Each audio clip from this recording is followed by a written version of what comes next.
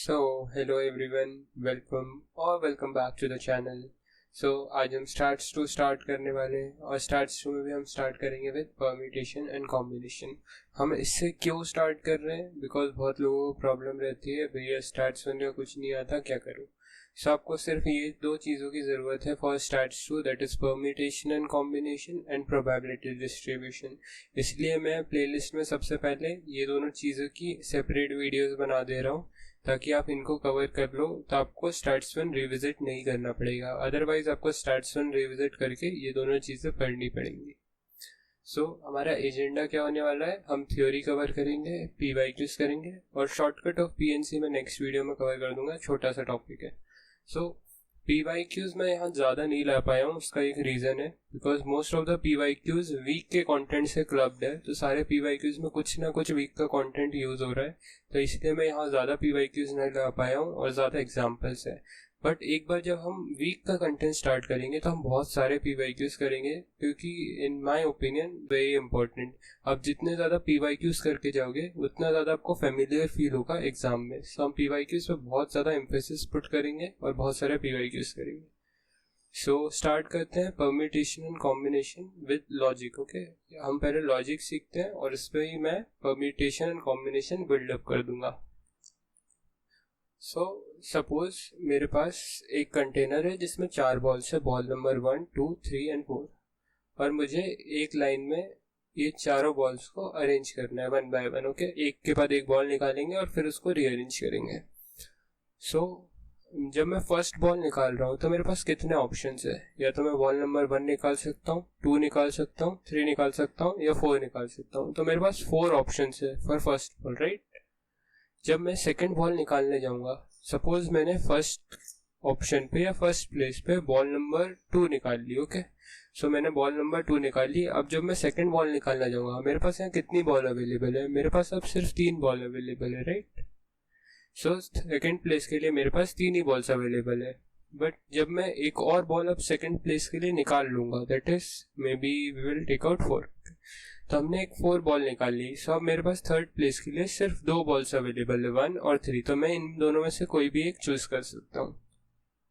Suppose मैंने ball number 1 ले ली. अब लास्ट के लिए मेरे पास एक ही बॉल बची, दैट इज बॉल नंबर 3.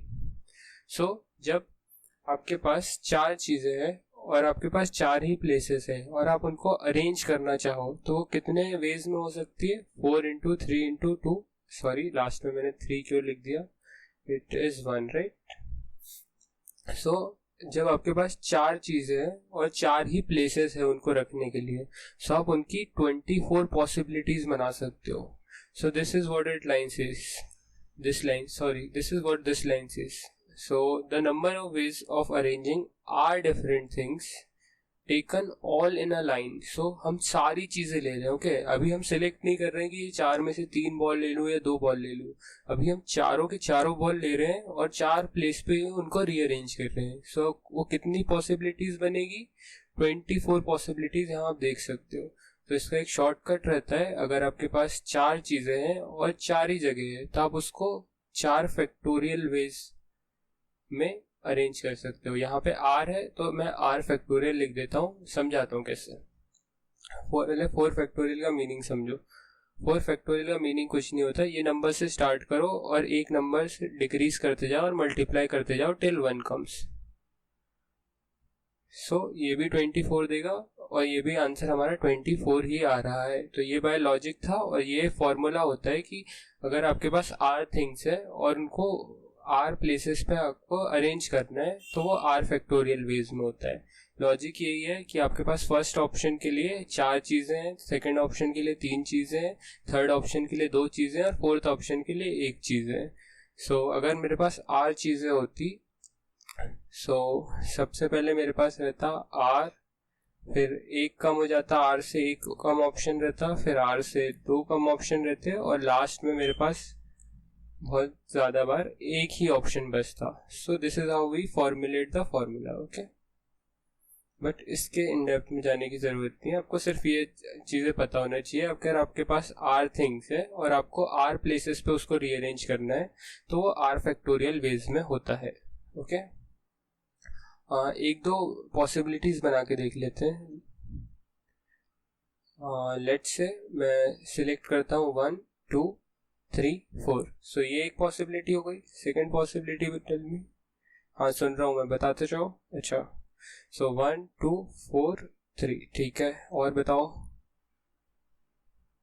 सो 2 4 1 3 ये भी चल जाएगा। सो ऐसी टोटल आप 24 पॉसिबिलिटीज बना सकते हो क्या।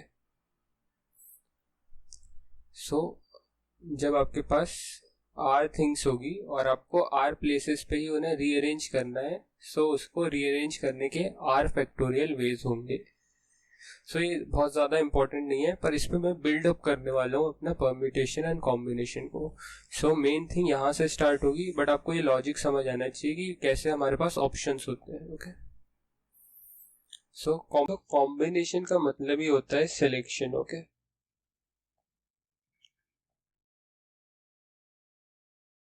अब हम यहाँ बॉल सिलेक्ट करने वाले हैं। अभी तक हमने देखा कि हमारे पास 4 बॉल्स थी और 4 प्लेसेस थे, हमने उनको रीअरेंज कर दिया। बट अब हम इन 4 बॉल में से कुछ बॉल सिलेक्ट करेंगे। ओके, कुछ कुछ चीजें सिलेक्ट करेंगे जितनी हमारी रिक्वायरमेंट होगी। इसकी डेफिनेशन पढ़ लेते हैं। Number of ways of selecting r things out of n different things. ज्यादा डेफिनेशन पे ध्यान नहीं देना। इसका मतलब ये है जो n total different things available है उसमें से हमारी जितनी मर्जी है उतनी हम चूज कर सकते हैं। ये लेमन लैंग्वेज में लिखा है। अगर एक एग्जांपल देखें, सेलेक्ट 2 बॉल्स आउट ऑफ 4। हमारे कंटेनर में 4 बॉल्स अवेलेबल है, उसमें से हमें 2 सिलेक्ट करना है। कितनी पॉसिबिलिटीज बनाई जा सकती है, बताते जाओ मुझे। हो सकता है मैं बॉल नंबर 2 ले लूं। 2 के साथ क्या ले सकता हूँ, 1। 2 के साथ ले सकता हूँ 3। 2 के साथ ले सकता हूँ 4। 1 के साथ मैं ले सकता हूँ 4। 1 के साथ ले सकता हूँ 3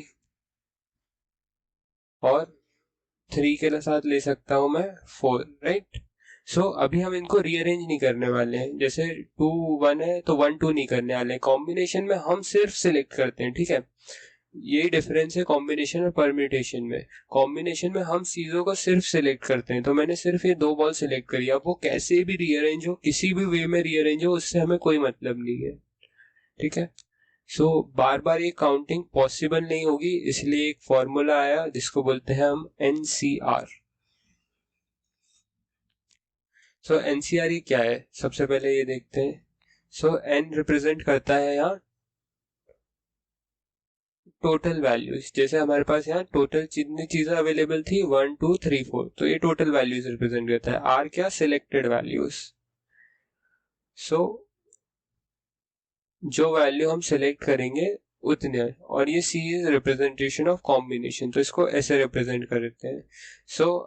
ये फॉर्मूला से हम निकाल सकते हैं ये सिलेक्टिंग 2 बॉल्स आउट ऑफ 4। मुझे अगर कभी भी 4 बॉल में से सिर्फ 2 बॉल सिलेक्ट करनी है। मेरी टोटल बॉल्स कितनी है, 4 है।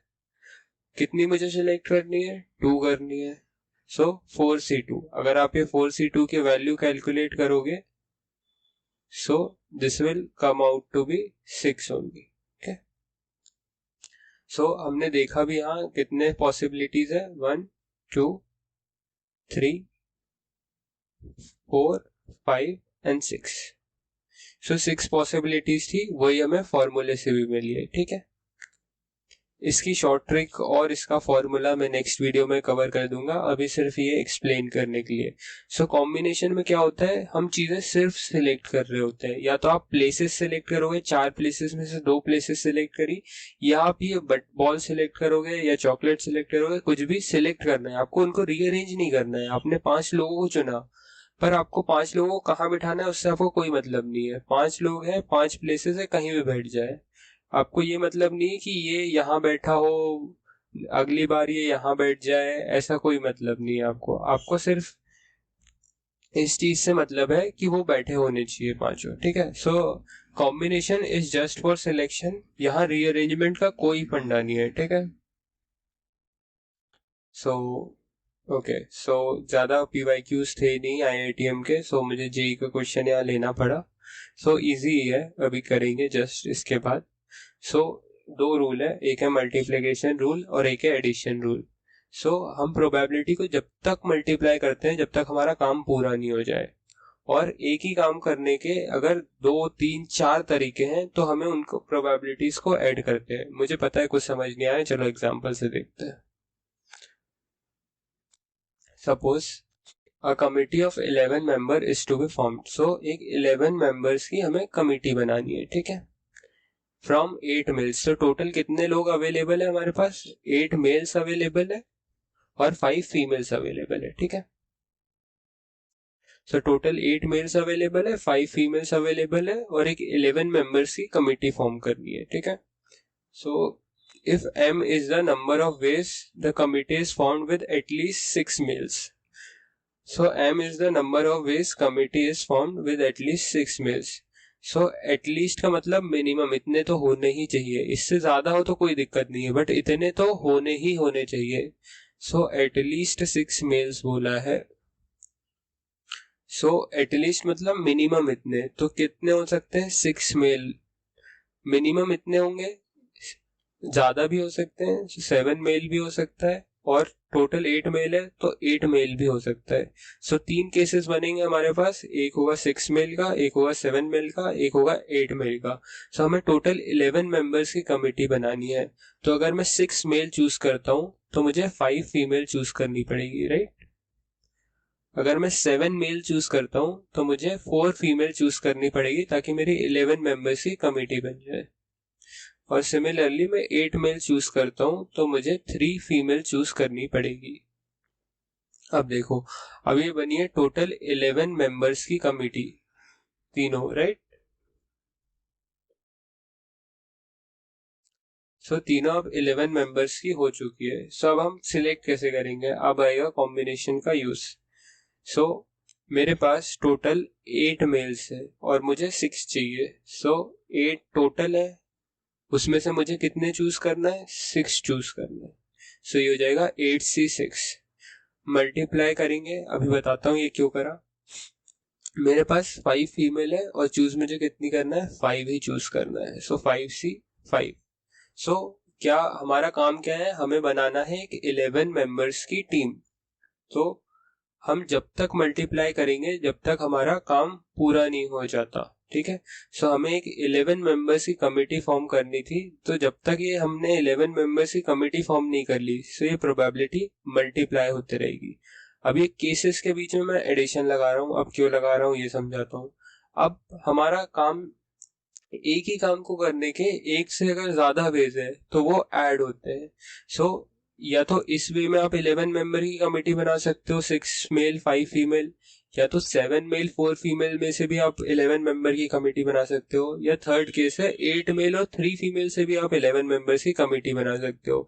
तो हम 11 मेंबर्स की कमेटी ही बना रहे हैं पर उसके बनाने के तरीके डिफरेंट है। सो जब डिफरेंट वे सेम काम को करने के लिए यूज होते हैं तो उनके बीच एडिशन आता है, और मल्टीप्लीकेशन जब आता है जब तक हमारा काम पूरा नहीं हो जाता। तो हमारा काम था 11 मेंबर की कमेटी बनाना, इसलिए यहाँ मल्टीप्लाई खत्म हो गया। सो अब ये 7 मेल और 4 फीमेल हमें चूज करना है। सो मेरे पास अगेन 8 मेल थे, उसमें से मैं 7 चूज कर लूंगा, और 5 फीमेल है तो उसमें से मैं 4 चूज कर लूंगा। सो 5C4, ठीक है, कोई प्रॉब्लम? ठीक है। सो फिर से मैं एडिशन लगा देता हूँ। अब मेरे पास है 8 में, हाँ 8 मेल्स टोटल है और मुझे 8 ही चूज करना है। सो 8C8 हो जाएगा, और मेरे पास 5 फीमेल्स है जिसमें से मुझे 3 चूज करनी है। सो ये जाएगी 5C3। सो ये नंबर ऑफ वेज है जहाँ एटलीस्ट 6 मेल्स अवेलेबल होंगे। इसको सॉल्व करने की शॉर्ट ट्रिक मैं अगले वीडियो में आपको सिखाने वाला हूँ। अभी के लिए इसको मैं जल्दी से सॉल्व कर देता हूँ।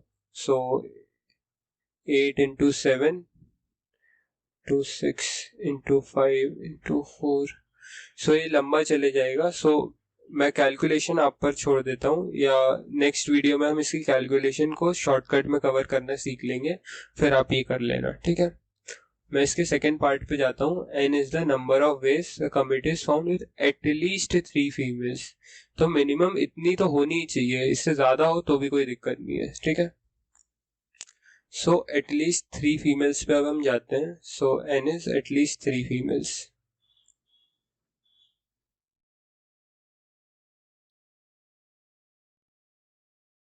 सो मुझे केसेस बताओ। एक हो सकता है 3 फीमेल, एटलीस्ट उससे ज़्यादा भी हो सकती है, तो दूसरा होगा 4 फीमेल, और टोटल फीमेल कितनी है? 5 फीमेल, इससे ज़्यादा तो होगी नहीं। सही है। सो अगर 3 फीमेल है और 11 मेंबर्स की कमेटी बनानी है, सो 8 मेल्स लेने पड़ेंगे।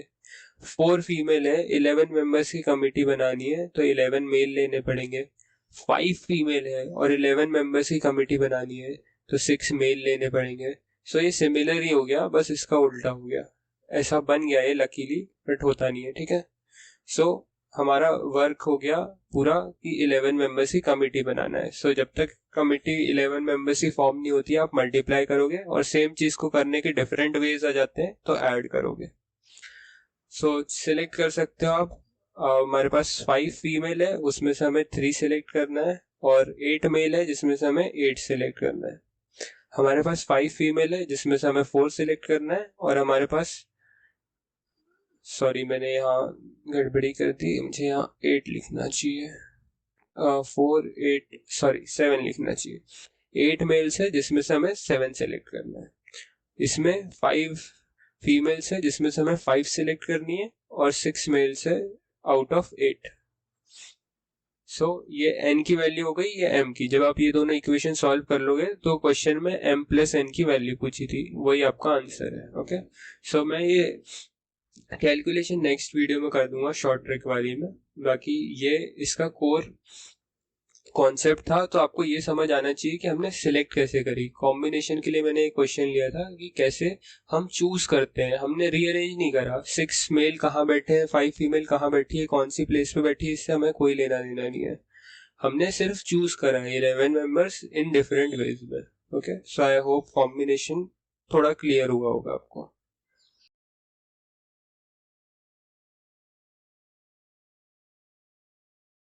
फैक्टोरियल क्या होता है? फैक्टोरियल एक मैथमेटिकल रिप्रेजेंटेशन है।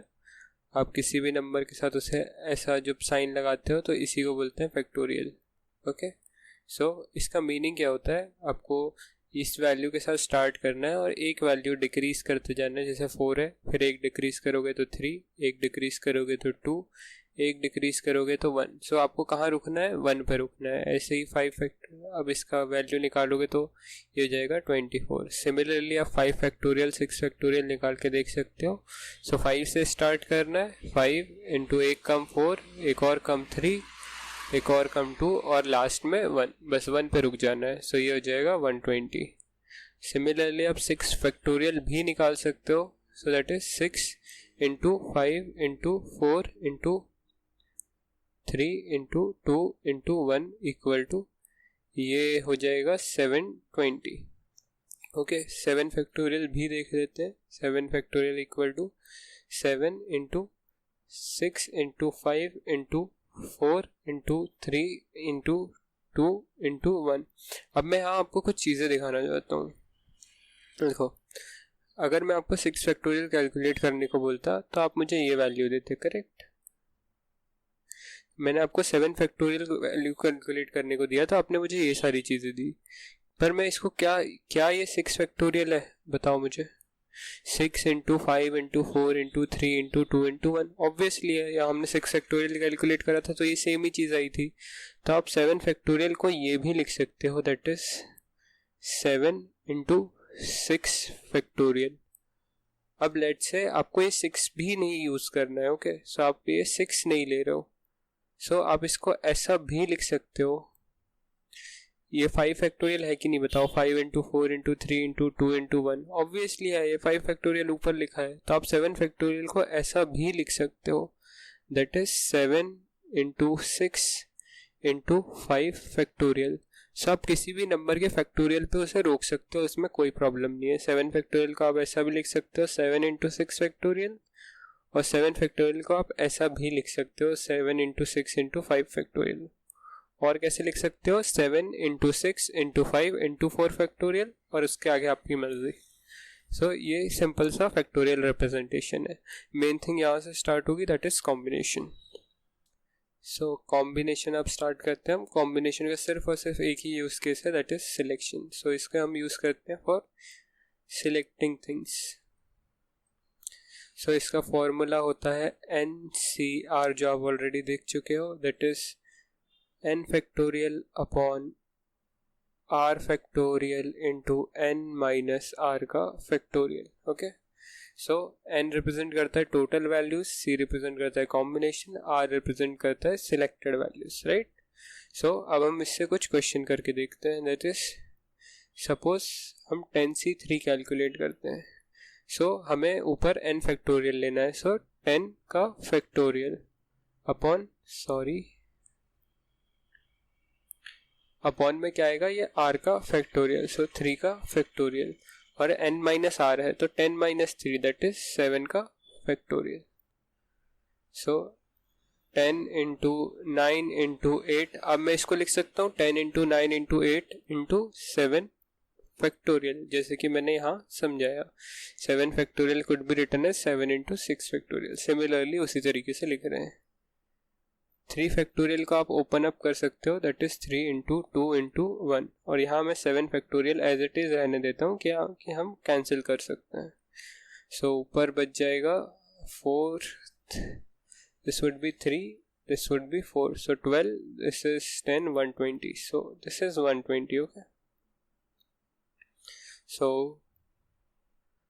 अब हम कुछ और देख लेते हैं इसमें क्या कैलकुलेट करें. 8c6 कैलकुलेट करते हैं लेट्स से. सो अब ऊपर आएगा 8 फैक्टोरियल, नीचे आएगा r factorial that is 6 factorial into n minus r that is 8 minus 6 2 factorial. Okay, so factorial मुझे बाहर लिखना था बट ठीक है मैंने अंदर ही लिख दिया. सो 8 फैक्टोरियल को मैं लिख सकता हूँ 8 into 7 into 6 factorial, right. 6 factorial as it is रहने दूंगा. 2 फैक्टोरियल को ओपन अप कर सकते हो 2 इंटू 1. सो 6 फैक्टोरियल कैंसिल कर दो, 2 से 4 टाइम्स जाएगा, 4 7 28 आंसर आएगा. इसकी शॉर्ट ट्रिक जस्ट हम अभी नीचे करने वाले हैं, बट इस तरीके से फॉर्मूले से आप इसको सॉल्व कर सकते हो. Okay, permutation is used for selection as well as rearrangement. तो यहाँ हमारा दोनों होता है. सो यहाँ NPR फॉर्मूला होता है. So NPR equal to n factorial upon n minus r का होल फैक्टोरियल. ओके, सो ये n is the total values and r is the selected value. P is for permutation. okay, so हम कुछ करके देखते हैं, that is 10p8 करके देखते हैं let's say. so ऊपर क्या है n factorial, so we will put it as 10 factorial upon n minus r. so n ये है, r ये है, 10 minus 8, so 10 minus 8 would be 2 factorial. so this would be 10 factorial upon 2 factorial. so ये बहुत बड़ी वैल्यू होगी. So as it is रहने देता हूँ अभी मैं इसको. ओके, अब मैं करके देखता हूँ 4p2. सो ऊपर क्या आएगा 4 फैक्टोरियल अपॉन नीचे क्या आएगा n minus r factorial that is 4 minus 2 that is 2 factorial. 4 factorial होता है 24, 2 factorial would be 2 that is 12. अब मैं ये क्यों कह रहा था बार बार कि परम्यूटेशन इज, सो मैं थ्योरी में ये बार बार कह रहा था permutation is equal to combination plus rearrangement.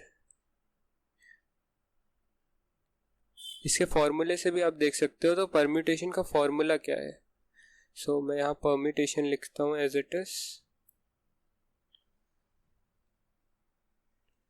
So permutation का फॉर्मूला क्या है NPR, और NPR को कैसे लिखते हैं हम n factorial upon n minus r का फैक्टोरियल, करेक्ट.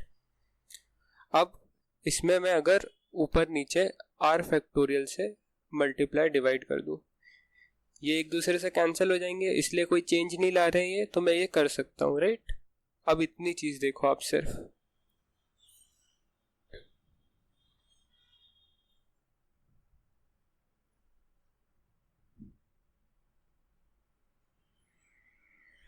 क्या आपको कुछ नजर आ रहा है. n factorial upon r factorial into n minus r factorial. So यह है कॉम्बिनेशन का फॉर्मूला. सो यह है NCR.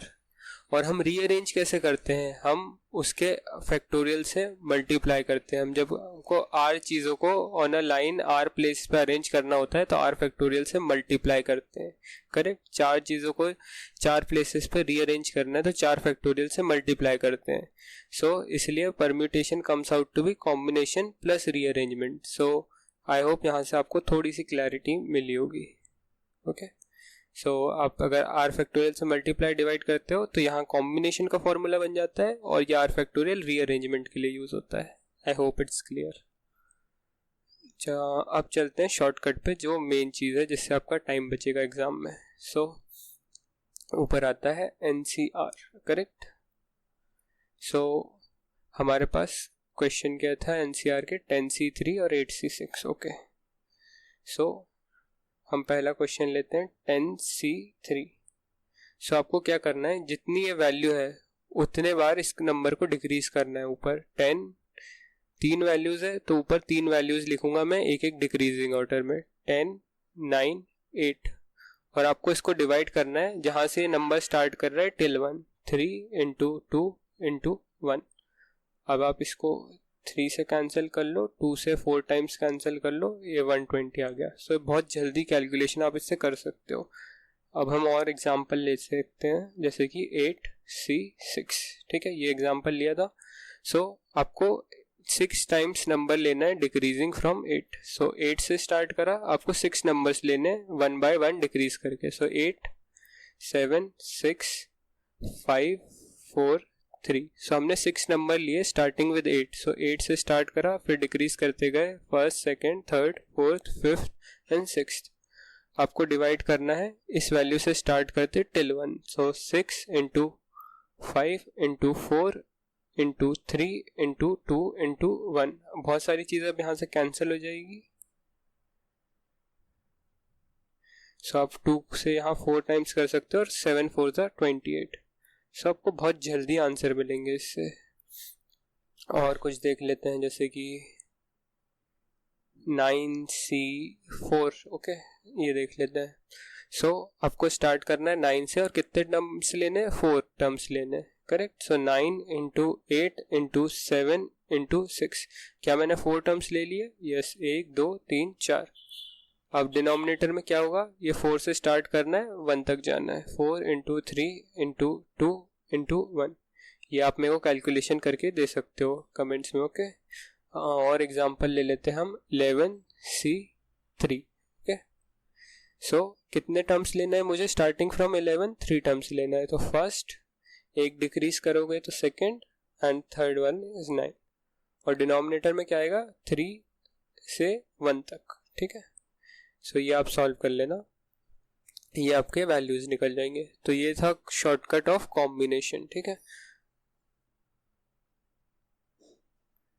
शॉर्टकट नहीं है, बस फॉर्मूले का यूज है, ओके। सो इससे भी आपको सही आंसर मिलेंगे, फॉर्मूले से भी सही मिलेंगे। अब शॉर्ट ट्रिक ऑफ परम्यूटेशन पे चले जाते हैं हम।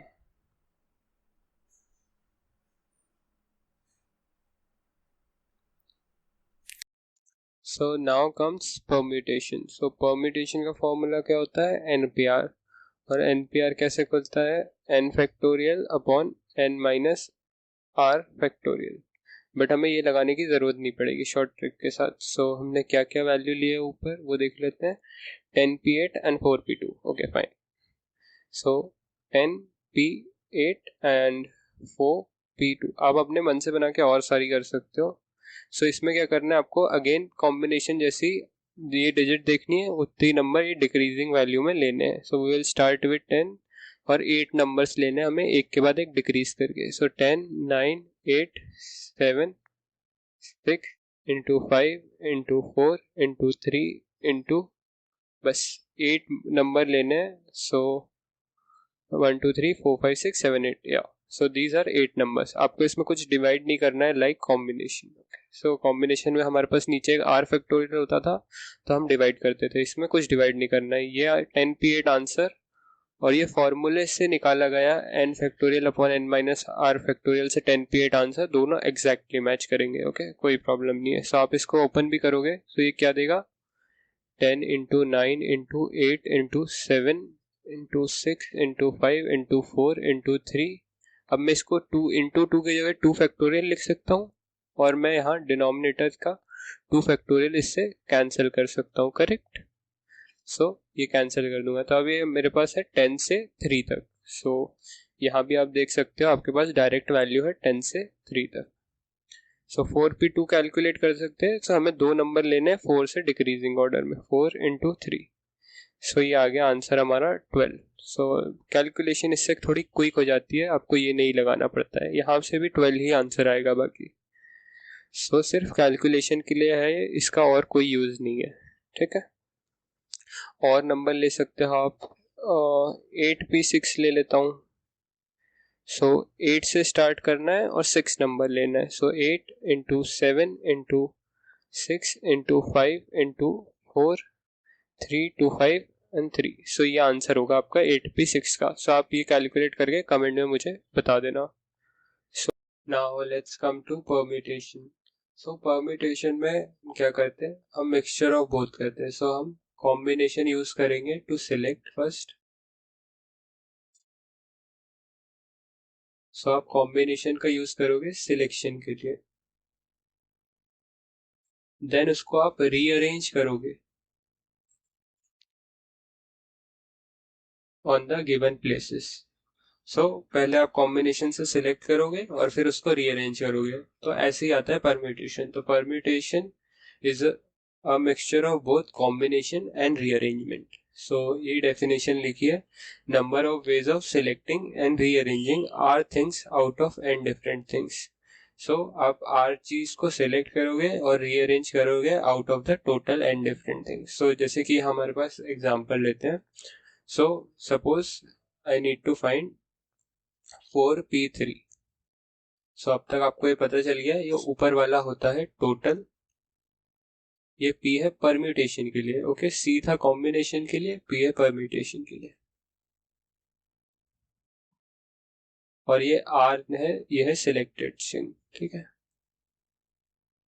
सो पहले आप सिलेक्ट करोगे। सो कैसे सिलेक्ट करोगे, सिलेक्शन के लिए मैंने क्या बताया है, यूज कॉम्बिनेशन।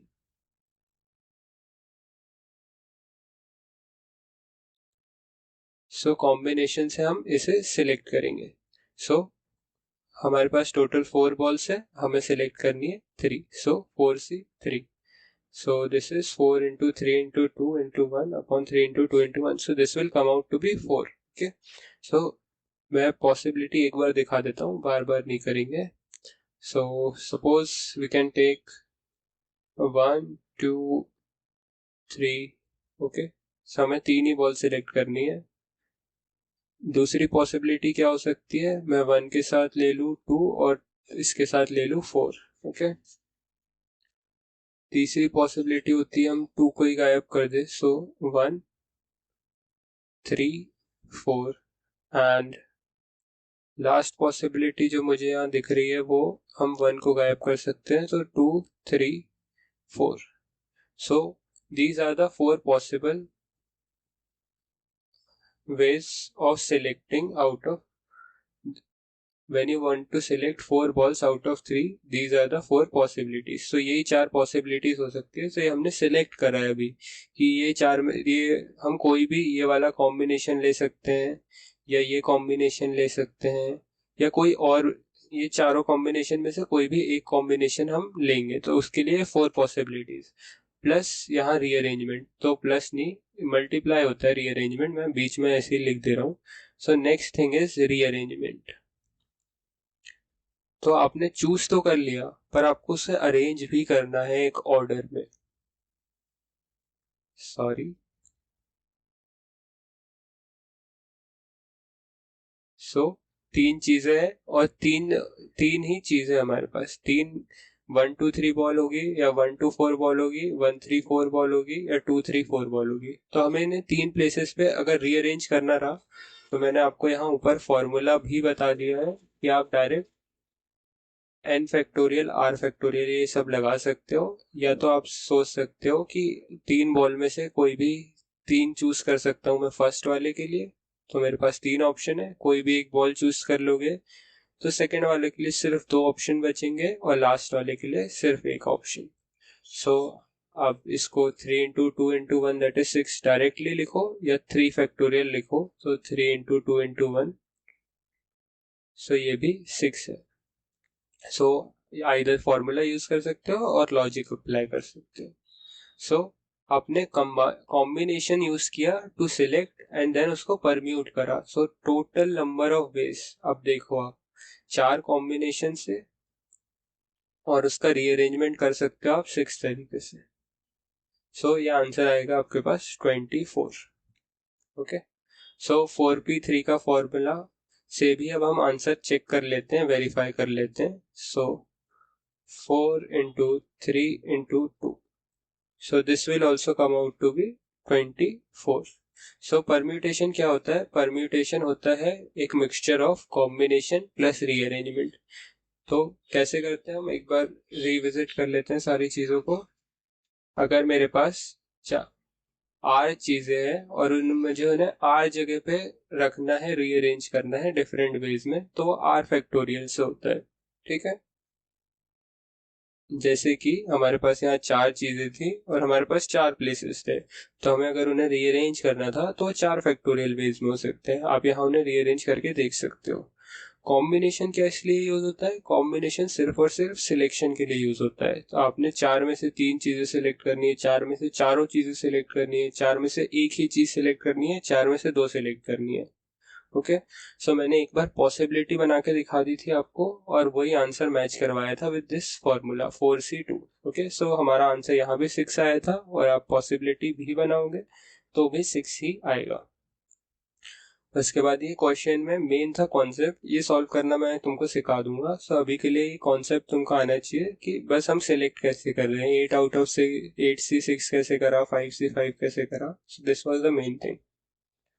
परम्यूटेशन क्या होता है? परम्यूटेशन होता है mixture of combination and rearrangement. So पहले कॉम्बिनेशन यूज करोगे आप to select the things and then उसको रीअरेंज करोगे, बट इसलिए हमने डायरेक्ट फॉर्मूला बना लिया है जिसको हम पी से रिप्रेजेंट करते हैं, that is NPR. Okay,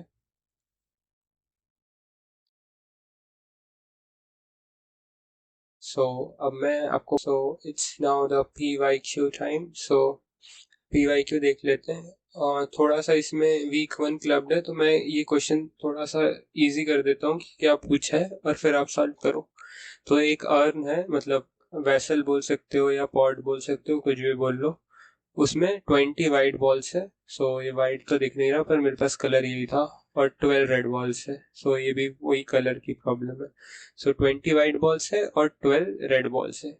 so हमें कितनी बॉल सिलेक्ट करनी है? 2 balls are selected at random. So हमें 2 बॉल सिलेक्ट करनी है। ठीक है, x denotes the number of red balls drawn and y denotes the number of white balls drawn। तो ये probability x equal to 1 y equal to 1 को थोड़ी देर आप भूल जाओ, इसकी जगह सोचो कि हमें चाहिए जो हम बॉल निकाले उसमें एक रेड बॉल निकलनी चाहिए और एक वाइट बॉल निकलनी चाहिए। किसी भी ऑर्डर में निकले उससे हमें कोई मतलब नहीं है, पर जो हम बॉल निकालेंगे उसमें से एक रेड बॉल निकलेगी और एक वाइट बॉल निकलेगी। सो आपको बताना है उसकी प्रोबेबिलिटी। ओके, सो प्रोबेबिलिटी एक चीज, थोड़ा सा जूम इन कर लेता हूँ इसको। सो प्रोबेबिलिटी में एक चीज इंपॉर्टेंट है, इसका फॉर्मूला क्या होता है? मेन फॉर्मूला तो यही होता है, फेवरेबल बाय टोटल। इस पे ही सारे फॉर्मूले बनते हैं। सो पहले हम निकालेंगे फेवरेबल आउटकम्स और फिर निकालेंगे टोटल आउटकम्स, राइट। सो हमारे पास 20 वाइट बॉल्स है। ओके, और हमें चाहिए कि उसमें से एक वाइट बॉल निकले। सो 20c1। अभी काम पूरा हुआ है क्या? नहीं, हमने तो 2 बॉल्स निकाली है, अभी तो एक ही निकली है वाइट।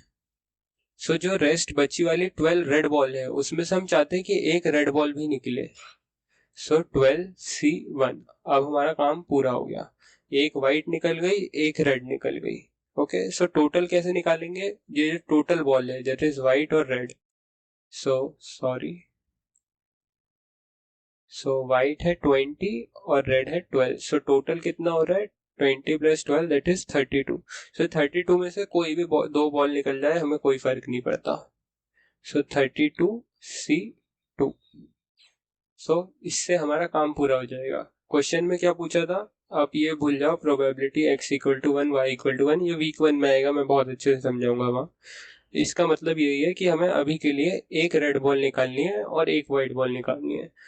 मेरे पास कंटेनर में 20 वाइट बॉल्स थी, जिसमें से मैंने एक वाइट बॉल निकाली। उसको सिलेक्ट करने के लिए क्या अप्लाई करना पड़ेगा, 20 white balls, that is total C1। तो हमने एक बॉल सिलेक्ट करी। सिमिलरली 12 रेड बॉल्स थी तो 12 C1, एक बॉल सिलेक्ट करी। और टोटल कैसे निकालते हैं, टोटल बॉल और कोई भी दो सिलेक्ट कर लो। इससे हमारी प्रोबेबिलिटी निकली। सिलेक्शन सिर्फ इतना ही, ओके। ये प्रोबेबिलिटी के लिए टोटल से डिवाइड करना पड़ता है, सिलेक्शन सिर्फ ऊपर वाला है, नहीं तो। इसको सॉल्व कर लेते हैं। तो that is 20 up into 12 upon 32 into 31 by 2 होगा तो ऊपर चले जाएगा। This is 16, this would become 8, this would be 6, this will be 3 and 4, and this would be 5. So this is 15 by 31. 0.5 से थोड़ा सा कम, this is near to 0.48 answer आएगा, okay. Middle value हमेशा द एग्जैक्ट आंसर होती है और उसके आजू बाजू आपको रेंज दी जाती है। 0.48 हमारा करेक्ट आंसर है, ठीक है। आई होप ये क्वेश्चन आपको समझ आया होगा। अब नेक्स्ट क्वेश्चन पे चलते हैं।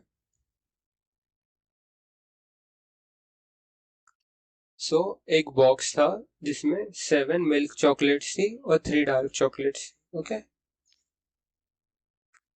2 chocolates are drawn at random one after another without replacement from the box। तो हमें सिलेक्ट कितनी करनी है, 2, ठीक है। रिप्लेसमेंट हम वैसे भी नहीं कर रहे हैं अभी, जब रिप्लेसमेंट करेंगे उसका बता दूंगा मैं अलग से। रिप्लेसमेंट के लिए अभी हम नहीं कर रहे हैं। विदाउट रिप्लेसमेंट ही पूछा है तो सही है।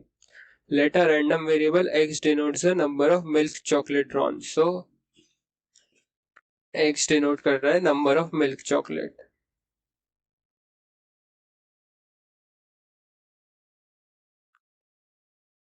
ये PMF का मतलब मैं समझाऊंगा तुमको वीक 1 में, पर अभी के लिए सिर्फ इतना समझो कि मुझे एक बार चाहिए ये x की वैल्यू 0। दैट मीन्स मुझे चाहिए कि एक भी मिल्क चॉकलेट ना निकले। आपने जो 2 चॉकलेट निकाली उसमें मुझे एक भी मिल्क चॉकलेट नहीं चाहिए। मुझे x इक्वल टू 0 की प्रोबेबिलिटी बताओ। फेवरेबल क्या होगा, मुझे एक भी मिल्क चॉकलेट नहीं चाहिए। सारी की सारी डार्क चॉकलेट चाहिए। मुझे डार्क चॉकलेट 3 है, उसमें से दोनों बार मेरी डार्क चॉकलेट निकल जाए। और टोटल कितनी है, 7 मिल्क चॉकलेट है, 3 डार्क चॉकलेट है। टोटल है यहाँ हमारे पास 10। 10 में से कोई भी 2 चॉकलेट निकल जाए टोटल के लिए। सॉरी। अब मुझे चाहिए x इक्वल टू 1। इसका क्या मीनिंग है, इसका मीनिंग है कि मुझे एक ही मिल्क चॉकलेट चाहिए, इक्वल टू 1, एग्जैक्टली 1। हाँ, एक से ज्यादा नहीं चाहिए, एक ही चाहिए। एक ही मिल्क चॉकलेट चाहिए। तो मेरे पास कितनी मिल्क चॉकलेट है, 7, उसमें से एक ही चाहिए। तो मैं कॉम्बिनेशन लगाऊंगा 7C1। अब बाकी एक चॉकलेट कहाँ से आएगी, वो आएगी डार्क चॉकलेट से। 3C1 upon 10C2। अब तीसरा केस, सॉरी, तीसरा केस है मुझे x इक्वल टू 2 चाहिए, ठीक है। मुझे चाहिए कि मुझे 2 डार्क चॉकलेट चाहिए। अब दोनों 2 चॉकलेट निकाल रहा हूं मैं और दोनों में मुझे डार्क चॉकलेट चाहिए। सो सॉरी, दोनों 2 चॉकलेट निकाल रहा हूं मैं और दोनों में मुझे मिल्क चॉकलेट चाहिए, ना कि डार्क चॉकलेट। एक्स क्या है, number of milk chocolate, sorry. हम 2 चॉकलेट्स निकाल रहे हैं, दोनों में मिल्क चॉकलेट निकलना चाहिए। टोटल मिल्क चॉकलेट है 7, उसमें से हमें दोनों बार मिल्क चॉकलेट ही चाहिए, तो 7C2 अपॉन 10C2। इसकी वैल्यू आप निकालोगे तो इसकी वैल्यू हो जाएगी 1/15, इसकी वैल्यू हो जाएगी 7/15 और इसकी वैल्यू हो जाएगी 7/15 अगेन। जब आप ये वीक 1 में आओगे तो मैं ये क्वेश्चन वहां भी करवाऊंगा ताकि आपको ज़्यादा क्लैरिटी मिले। अभी के लिए इतना ही समझ लो कि एक्स थी नंबर ऑफ मिल्क चॉकलेट, और मैंने आपसे पूछा था कि अगर मुझे एक भी मिल्क चॉकलेट नहीं चाहिए, एक मिल्क चॉकलेट चाहिए और दो मिल्क चॉकलेट चाहिए, तो आप कैसे सेलेक्ट करोगे? सो जीरो मिल्क चॉकलेट को सिलेक्ट करने के लिए ऐसे करोगे, एक को ऐसे और दो को ऐसे। आई होप ये भी क्लियर होगा।